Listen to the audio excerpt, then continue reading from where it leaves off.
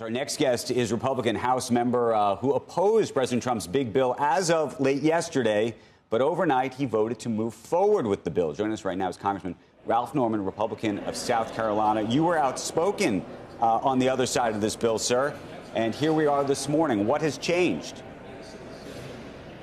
Well, we had a lot of problems with the Senate changing our bill up, mainly adding to the deficit to the tune of, with interest, right at $1.2 trillion.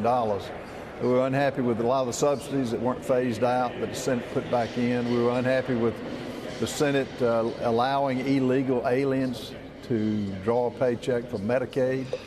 It just didn't add up from the bill that we sent over, that we had a hard time, conservatives had a hard time passing, but we did. We got to 218, and we were trying to make this bill that the Senate originally said they were going to leave intact and actually cut more than what the 1.6 that we cut in the House of Representatives. But all in all, the tax cuts is what was really driving the bill and the passage.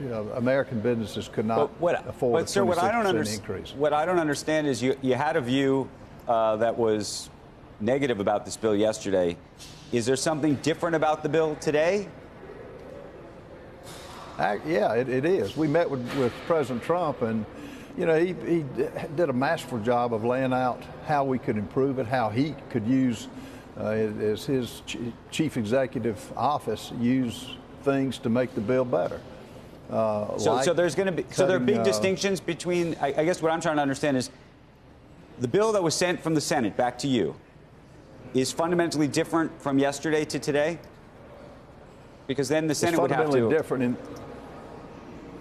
No, we accepted the bill as is. What's different is President Trump is going to use his powers to, like on the subsidies, to make sure that a lot of these subsidies won't remain in effect, from here on out. And, he made it clear, too, that had we put it back in the Senate, it was going to get worse. They're going to, particularly Murkowski, was going to extract a pound of flesh for anything that was sent back. And we took that seriously, and, up until late in the night, we were negotiating things that could change with, the tax credits, which all were put in by Joe Biden, which needed to be extinguished. And so which subsidies are set to be extinguished? I'm asking because there are so many sectors out there, Congressman, as you know, who thought things are going to be terrible in terms of subsidies. The phase-outs were not as bad, and the sectors rose again. I'm just wondering what subsidies you believe were promised to you would be phased out, eliminated?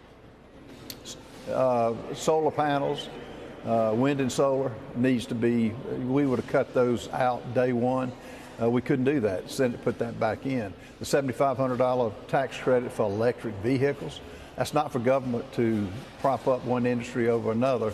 Particularly, we leave that to the American people to decide what kind of car they want to drive. And the president gave us assurances that changes were going to be made, particularly with getting permits. The language meant a lot to us versus you had two different lines that the Senate changed. They wanted to put, when construction began, is when the time frame would extend for like the wind and solar. We wanted date of service, which means they can't take a backhoe out there and dig a ditch and say that's construction. So things like that the president is going to enforce. And Congressman, let me ask you a different question, which is for those conservatives who have been concerned about adding to the debt and deficits in our country, there's always been a question about whether this deadline, if you will, is an artificial one. Yes, by the way, the tax cuts expire by the end of the year. That is true, but they don't expire by July 4th. And so the question is, if you have the concerns that you've had, at least up until last night, about that piece of it, and what your constituents, by the way, might think of that, why not hold out and try to push for a better bill? I know that everybody sort of kept saying, well, if we don't do it, it's like a bomb is going to go off. But we're still months away from that. Yeah, but what changed is the president giving us the fact that the longer we waited, and let's say we had gotten it back to the Senate for changes, even minor changes, they were going to make it worse. And we believe that. And we held out as long as we could. You know, I voted against, I'm on the Rules Committee. Chip Roy and I voted against, with the 2 votes, voted against moving it forward. So we held out as long as we could and made the changes that we knew we could make. And July 4th was not set in stone. You're right about that. I mean, the president wanted that, and which was fine because he knew the quicker we got this done, the better off we would be in getting something across the finish line. So those were the things that mattered, and we accomplished that.